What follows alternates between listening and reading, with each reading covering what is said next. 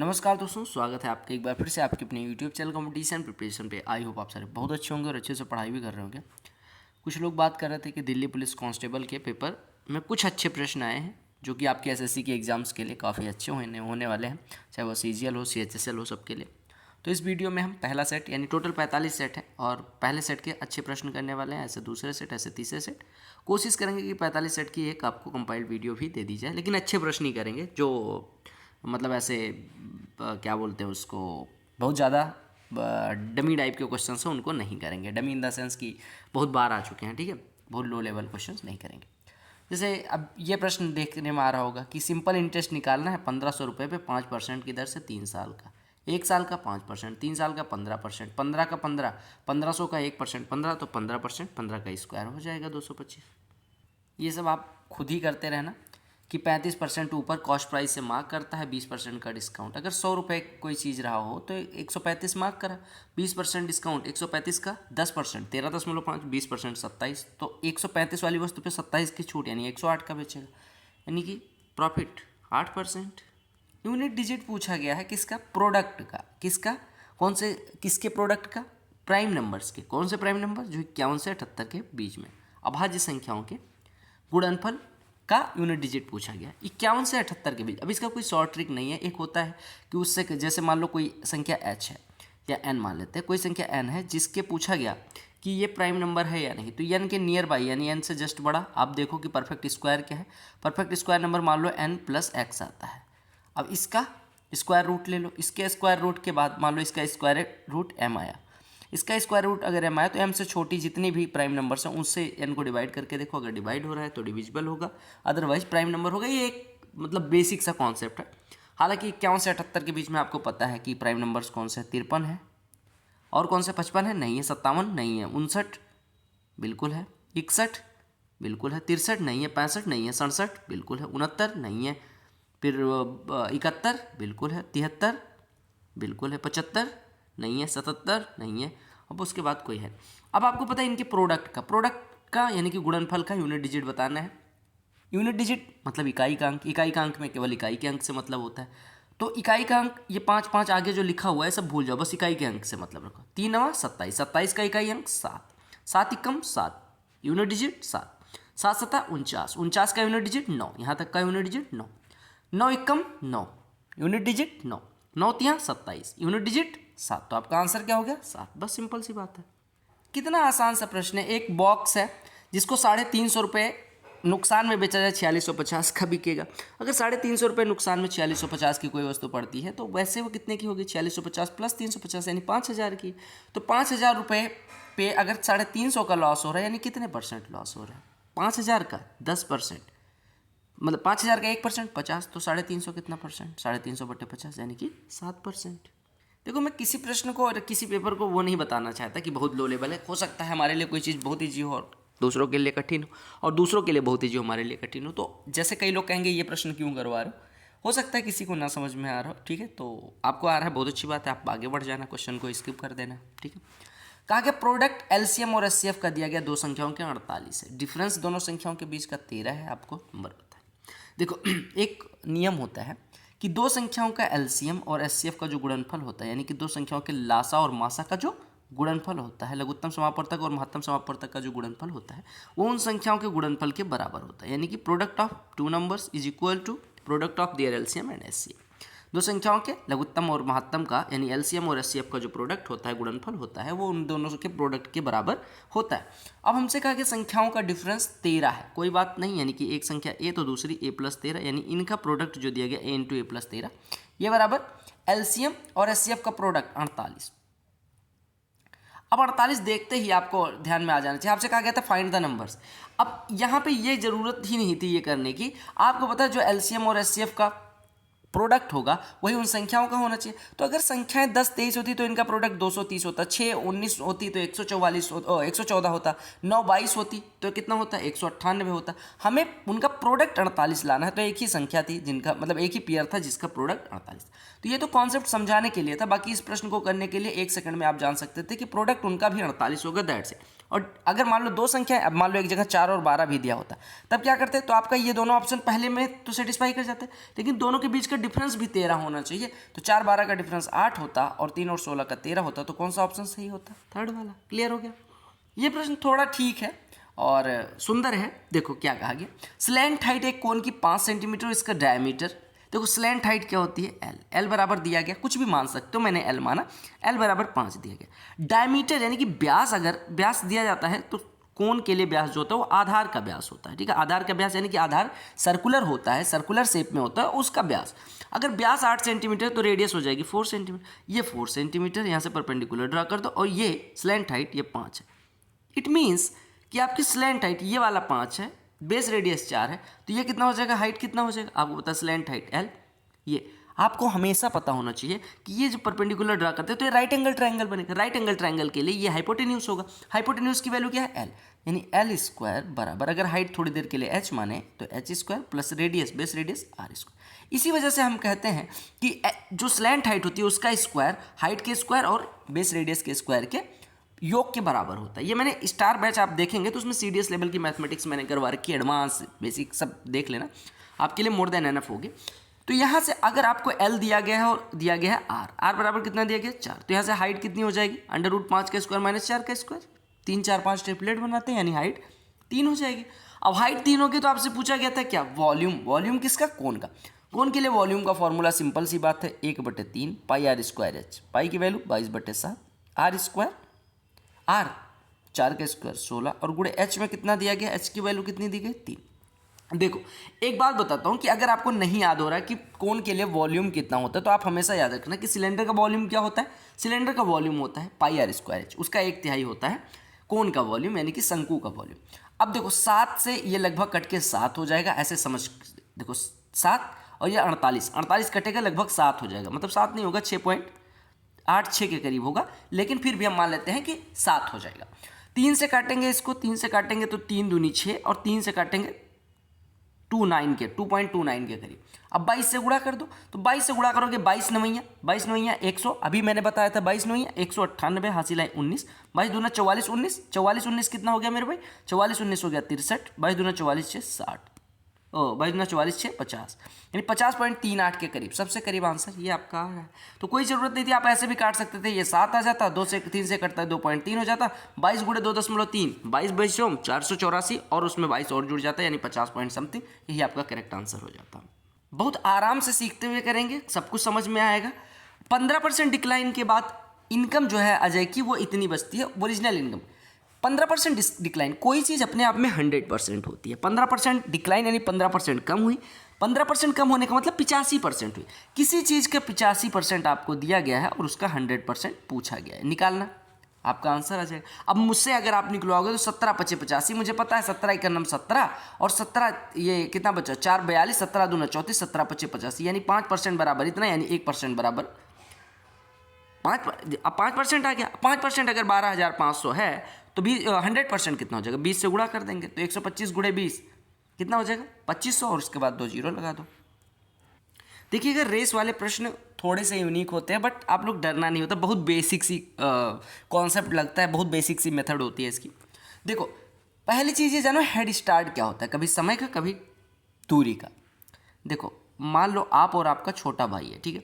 अब छोटा भाई है, उसके कदम छोटे छोटे, वो थोड़ा धीरे दौड़ पाता है और आप थोड़ा तेज़ दौड़ पाते हो। तो आप क्या काम करते हो? आपका नाम ए रख दिया और भाई का नाम बी रख दिया, ए से आप, बी से भाई।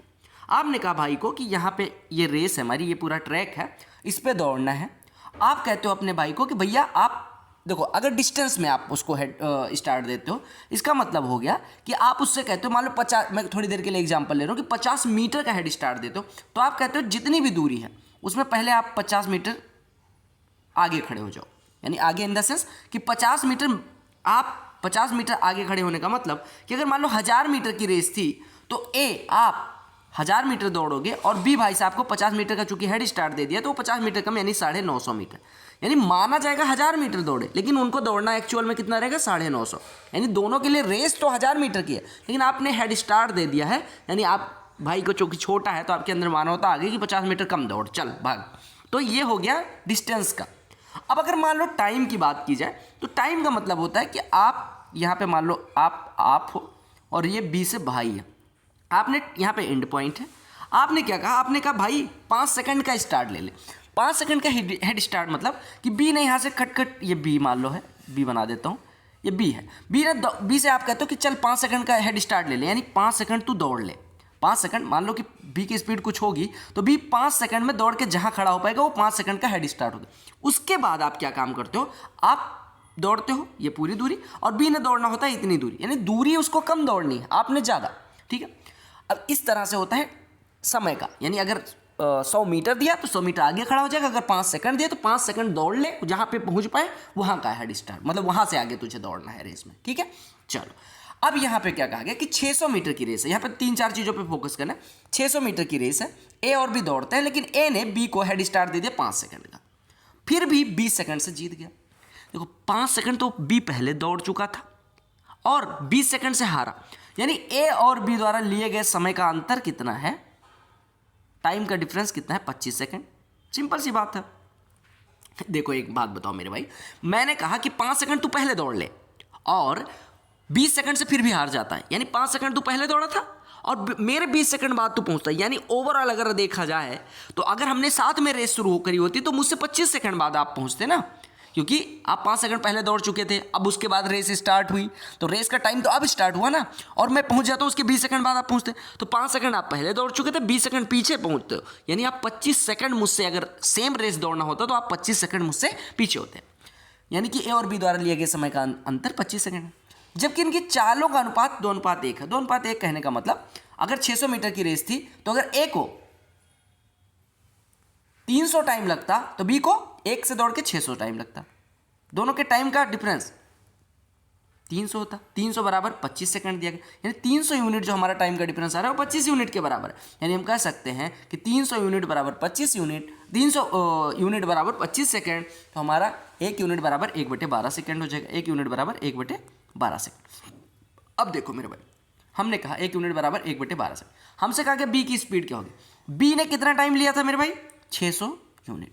अरे बी ने, चूंकि बी की चाल कम है तो ज़्यादा समय लेगा, तो बी ने 600 यूनिट लिया। 1 यूनिट बराबर 1/12 सेकंड, तो 600 यूनिट बराबर 50 सेकंड, यानी बी ने 50 सेकंड लिया किसको दौड़ने में, 600 मीटर। बी ने 50 सेकंड लिया किसको दौड़ने में, 600 दौड़ने में। बी ने 50 सेकंड लिया कितना दौड़ने में, 600 दौड़ने में, यानी बी की स्पीड कितनी हो जाएगी, 12 मीटर पर सेकंड।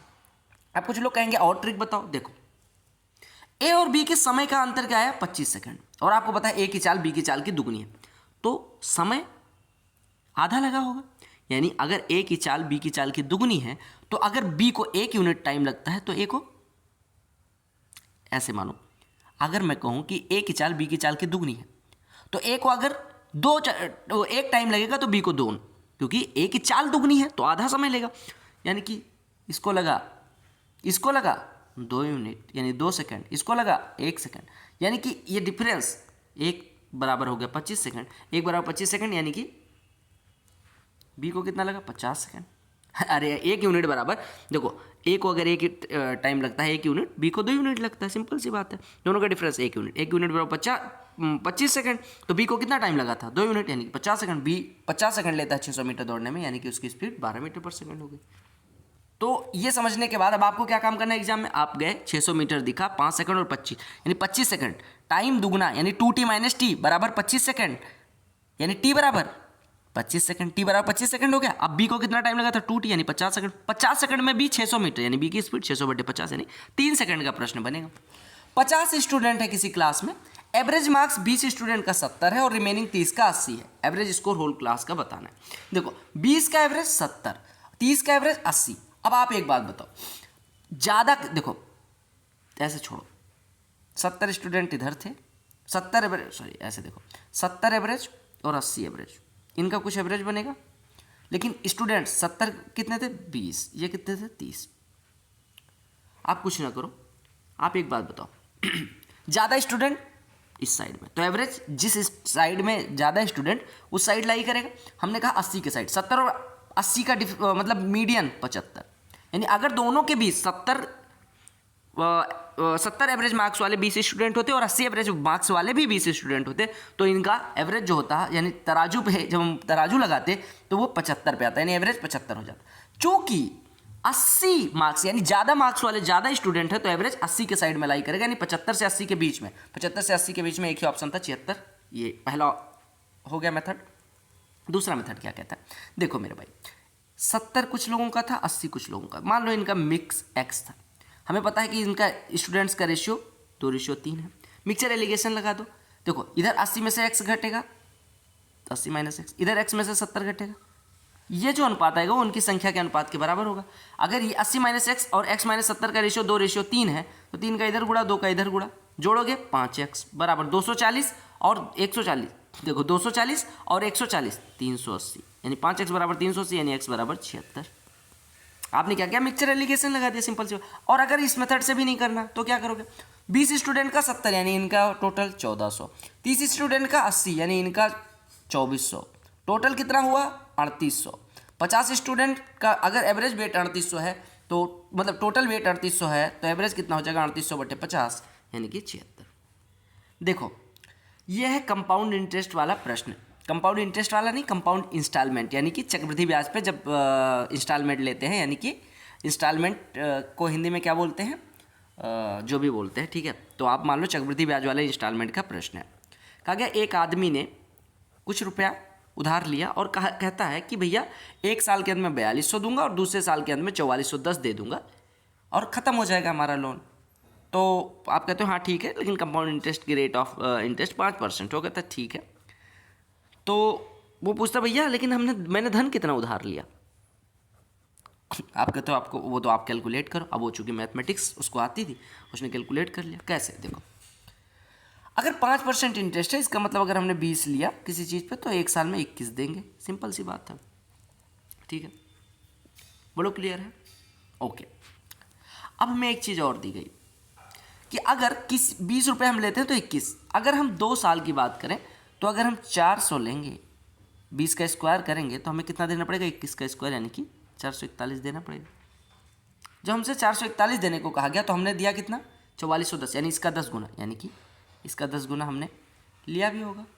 दूसरे साल अगर हमने 4410 पे किया तो इस 4000 का, देखो इंस्टॉलमेंट का सीधा फंडा होता है कि 20 लिया तो 21 दिया, ठीक है। दूसरे साल के अंत में अगर हमारा 4000 बचा रहा होगा तो उस पर हम 4400 मतलब 400 रहा होगा तो 441 पे करेंगे। लेकिन हमने पे कितना किया, 4410, यानी कि हमारा धन कितना था, 4000।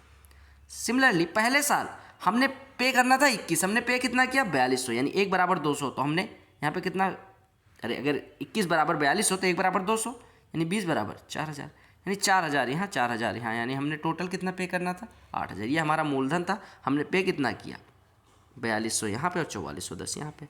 ये तो बेसिक मेथड हो गई। दूसरी मेथड क्या कहती है, दूसरी मेथड कहती है कि अगर आपको अमाउंट निकालना है तो अमाउंट बराबर होता है इंस्टॉलमेंट पहले साल की इंटू, क्या करो, इंस्टॉलमेंट पहले साल की इंटू क्या करना है, अगर हमने 20 लिया था तो 21 देना पड़ रहा था ना, तो आप लिख दो 20/21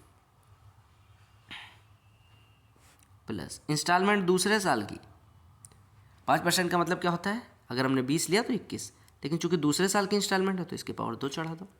अगर मान लो तीसरे साल भी दिया होता तो इंस्टॉलमेंट तीसरे साल इंटू 20/21 के पावर तीसरे साल पे पावर 3 लगा देते। एन होता तो IN यानी nth ईयर की इंस्टॉलमेंट इंटू 20/21 इनके पावर n। अब आप यहाँ पे सॉल्व कर लो, 4200 गुणे 20/21 यानी ये 4000 हो जाएगा, प्लस ये कितना हो गया I2 4410 गुणे 400/441 यानी 400/441 लिख लो। ये कटा 10, ये भी 4000 हो गया, तो 4000 + 4000 8000 हो गया। सिंपल सी बात है, यानी 20 लिया तो 21 दिया। अब अमाउंट हमें निकालना था कितना अमाउंट लिया है, तो इंस्टॉलमेंट गुणे 20/21, इंस्टॉलमेंट गुणे 20/21 का होल स्क्वायर। सिंपल सी बात है। देखो भाई कहा गया कि एक औरत को अपनी चाल कितने प्रतिशत बढ़ानी चाहिए ताकि रिड्यूस कर दे वो टाइम को 80% से। 80% रिड्यूस करने का मतलब क्या हो, पहले 100 लग रहा था तो अभी 80% कम कर दे, 100 का 80% 80 कम कर दे यानी 20 लगे। यानी टाइम किस रेशियो में, टाइम का रेशियो, ये टाइम है तो टाइम का रेशियो कितना है 100/20 यानी 5/1। अगर टाइम को हमें 5 से 1 करना है तो चाल को, आपको पता है चाल का जो रेशियो होता है वो टाइम के रेशियो का अपोजिट होता है। यानी कि अगर टाइम पहले 5 लग रहा था अब 1 लग रहा है तो स्पीड क्या हो जाएगी इसका उल्टा, यानी कि स्पीड पहले 1 थी तो अभी 5 हो गई। कोई चीज़ अभी एक थी, हमेशा याद रखना स्पीड जो होती है वो टाइम, स्पीड का रेशियो जो होता है वो टाइम के रेशियो का अपोजिट होता है। तो हमने कहा टाइम का रेशियो 5:1, तो स्पीड का रेशियो 1:5 हो जाए, यानी कोई चीज़ पहले एक थी अभी 5 हो गई, कितनी बढ़ी 4। 4 एक का कितना परसेंट, 4 गुना यानी 400%। सिंपल सी बात है। सुंदर सा प्रश्न है। ए, बी और सी एक काम करना शुरू करते हैं, एक के बाद ऐसे अकेले अकेले वो अगर काम करे तो ए 10 दिन में, बी 16 दिन में और सी 12 दिन में खत्म कर सकता है। सिंपल सी बात है। After working for 3 such cycles ABC ABC ABC then A and C leave the work, B alone will complete the rest. देखो 3 साइकिल कहने का मतलब कि पहले क्या काम किया, पहले दिन ए बी सी तीनों आए, दूसरे दिन ए बी सी तीनों आए, तीसरे दिन ए बी सी तीनों आए। देखो ए बी और सी 10 12 और 16 का एलसीएम अगर लेने जाओगे तो कितना मिलेगा, 48 का कोई ऐसा गुना 240 हो जाएगा। 240 यूनिट टोटल वर्क मान लो। क्यों, 10 16 और 12 का एलसीएम ले लेते हैं। 120 भी हो सकता था, नहीं। तो अगर ए 10 दिन में 240 करता है यानी एक दिन में 24 यूनिट करेगा। हम काम पे फोकस कर रहे हैं कि कितने यूनिट काम करें। बी अगर 16 दिन में 240 करता है तो एक दिन में 15 यूनिट करेगा, और सी 12 दिन में 240 यानी एक दिन में 20 यूनिट करेगा। साइकिल देखो ABC ABC ABC ABC ABC मतलब क्या हुआ कि पहले दिन तीनों आए, दूसरे दिन भी तीनों आए, तीसरे दिन भी तीनों आए, यानी अगर तीनों काम करेंगे एक दिन तो कितना काम होगा। आपने कहा 24 20 44 और 15 44 15 59, यानी कि एक दिन में 59 यूनिट हो रहा है। बोलो क्लियर है। अब आपसे क्या कहा गया कि 3 दिन इन्होंने काम किया, यानी 59 × 3 यानी कि इन्होंने 177 यूनिट काम कर दिया। बोलो हो गया, 177 यूनिट हो चुका है। बचा कितना, 23 और 40 63 यूनिट। ए और सी ने काम छोड़ दिया, बी ने काम करना है। एक बात बताओ मेरे भाई कि 177 यूनिट हो चुका था, 240 यूनिट था, 63 यूनिट बचा। ए और सी काम छोड़ के चले गए, ए भी चला गया और सी भी चला गया। अब करना किसने, बी है। बी एक दिन में करता है 15, 63 करने के लिए 63/15 यानी कि 3 × 15 3 21 यानी 21/5 दिन लगेंगे, यानी 4 सही 1/5 दिन लगेंगे। पूछा गया था रेस्ट काम को करने में कितना टाइम लगेगा। अगला प्रश्न भी ठीक ही है, सुंदर है। मतलब आइसक्रीम कोन है जो कि बनाया जाना है इस प्रकार से कि वॉल्यूम उसका ये हो और हाइट जो हो वो डबल हो रेडियस की। हाइट डबल हो रेडियस की मतलब h = 2r हो।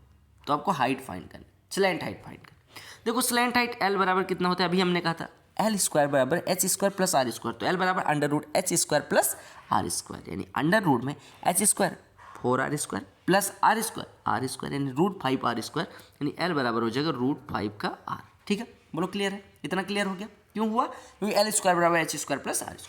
अब हमें वॉल्यूम दिया गया। वॉल्यूम क्या होता है, 1/3 × πr²h। पाई की वैल्यू नहीं रखनी है, गुणे r²। क्यों नहीं रखनी, क्योंकि यहाँ पे देखो पाई लिखा हुआ तो पाई पाई कट जाएगा। r² यानी कि r² गुणे h 2r, ये बराबर 128/3 पाई है। बोलो क्लियर है। अब यहाँ पे क्या कट पिट रहा है, देखो π/3 से π/3 कट गया। 2r³ बराबर 128 यानी r³ बराबर 64 यानी r बराबर 4 हो गया। अब r बराबर 4 हो गया अगर, तो आपसे स्लैंट हाइट L पूछा गया था, यानी 4√5 हो जाएगा। 4√5 यानी कि 4 को अंदर भेजेंगे तो 4 का स्क्वायर बनेगा, यानी 4√5 को √4² × 5 यानी कि √80 लिख सकते हैं। बोलो क्लियर हो गया। को प्राइम नंबर क्या होता है, देखो पहले परिभाषा समझ लो। प्राइम नंबर होता है जिसका केवल और केवल 2 फैक्टर हो। नंबर सिस्टम की मेरी एक 7-8 घंटे की वीडियो है, उसमें आपको नंबर सिस्टम का मोर देन एनफ वो SSC CDS ये सब NDA एग्जाम के लिए मोर देन एनफ पढ़ाया गया है। ठीक है, CAPF वगैरह के लिए। अब देखो कहा which of the following is a pair of को प्राइम नंबर। को प्राइम होता है ऐसी दो संख्याएं, यानी n और m दो संख्याएं को प्राइम कहलाएंगी। को प्राइम यानी सहभाज्य संख्याएं कहलाएंगी अगर इनका कोई कॉमन फैक्टर ना हो एक्सेप्ट वन, यानी एक के सिवा कोई इनका कॉमन फैक्टर ना हो। अब n और m को प्राइम नंबर्स हैं जब इनका कोई कॉमन फैक्टर नहीं है सिवाय एक। 7 और 35 का साथ ही हो गया। कितना हुआ, 217 का और 651 का 7 9 7 हो जाएगा। 32 62 का 4 से 2 से दोनों कट रहे हैं, लेकिन 198 और 175 इसको अगर हम फैक्टराइज करें तो 5 गुणे कितना हो जाएगा 37। इसको फैक्टराइज करें तो 2 गुणे यानी 99 हो जाएगा, यानी 9 × 11। कोई कॉमन फैक्टर है नहीं, तो को प्राइम नंबर का पेयर हो गया, बिल्कुल हो गया। तो प्रैक्टिस करो और ऐसा करो कि मज़ा आ जाए, ठीक है। x बराबर इतना है, y बराबर, अब इसको असेंडिंग यानी बढ़ते क्रम में लिखना है। देखो पहले x की वैल्यू रख दो हर जगह, x + 1 y - 1 यानी कि 6/7 पहली भिन्न हो गई। दूसरी भिन्न 2x बटे 2y - 3 यानी कि 2 पंचे 10 बटे 2 8 16 - 3 13 हो गए। y + 1 बटे 2x - 1 यानी कि 9 बटे 2x - 1 ये 9 हो जाएगा, यानी कि ये 1 लिखा हुआ। y + 1 बटे 3x - y, y + 1 9 और 3 बचे 15 - 8 7, 9/7 लिखा हुआ है, 9/7 लिखा हुआ। अब देखो आप कहा गया असेंडिंग ऑर्डर में, तो सबसे बड़ी तो 9/7 ही होगी, उससे छोटी 1। अब देखो 7/6, 6/7 और 10/13 में देखो, अगर मैं कहूँ कि इसको डेसिमल में बदलो तो 0.7 56 और 7 6 42, 0.86 के करीब इसकी वैल्यू होगी। और इसको काटोगे तो 13 7 91, 13 8 104, 8 बार नहीं जाएगा, यानी 0.7। अब बताओ सबसे छोटी वैल्यू किसकी है? बीच वाले, सेकंड नंबर वाले, यानी सबसे पहले आ जाएगा 2x बटे 2y - 3, 2x बटे 2y - 3। उसके बाद पहला वाला यानी x + 1 बटे y - 1। उसके बाद तीसरा और चौथा y + 1 बटे 2x - 1 और उसके बाद में y + 1 बटे 3x - 1। अब एग्जाम में आपको क्या दिख रहा था? एग्जाम में आप पहले ऑप्शन है असेंडिंग ऑर्डर यानी कि सबसे लास्ट वाली भिन्न सबसे बड़ी होगी। हमने कहा लास्ट वाली भिन्न सबसे बड़ी, जो कि आई लास्ट वाली, यानी कि ये लास्ट में होना चाहिए। तो ये लास्ट में कहाँ पे है? यहाँ पे है? नहीं है। यहाँ पे है? बिल्कुल, बाकी जगह है। सबसे छोटी वाली कौन सी है? बीच, दूसरे नंबर वाली, यानी 2x बटे 2y - 3 आगे होना चाहिए। 2x बटे 2y - 3 यहाँ पे। अब इन दोनों ऑप्शंस में से हो सकता था। अब आपको बीच वाले दोनों में से देखना है कौन बड़ा है। तो आपको पता है तीसरे नंबर वाली बड़ी है, यानी दूसरे नंबर पे कौन सी आएगी, मतलब पीछे इधर राइट हैंड साइड से दूसरे नंबर पे कौन सी आएगी? ये वाली। तो राइट हैंड पे दूसरे नंबर पे यहीं पे आ रहा है, यहाँ तो आ नहीं रहा, तो आपका ये ऑप्शन करेक्ट हो जाएगा। तो देखो अगर आप प्रैक्टिस करते टाइम सारे कॉन्सेप्ट जितने टर्म्स हैं वो सारे समझ रहे हो ना, तो कोई दिक्कत नहीं होने वाली मैथमेटिक्स में ऑफ एसएससी, ठीक है। तो keep going, keep working hard और डू चेक और स्टार बैच प्लेलिस्ट, जहाँ पे आपको मोर देन एनफ कंटेंट मिल जाएगा। बाकी प्रीवियस ईयर सॉल्व पेपर्स को भी सॉल्व करते रहे। मिलते हैं अगली वीडियो में, तब तक के लिए bye bye, take care, love you all the very best for all exams. Vande Mataram, Jai Hind.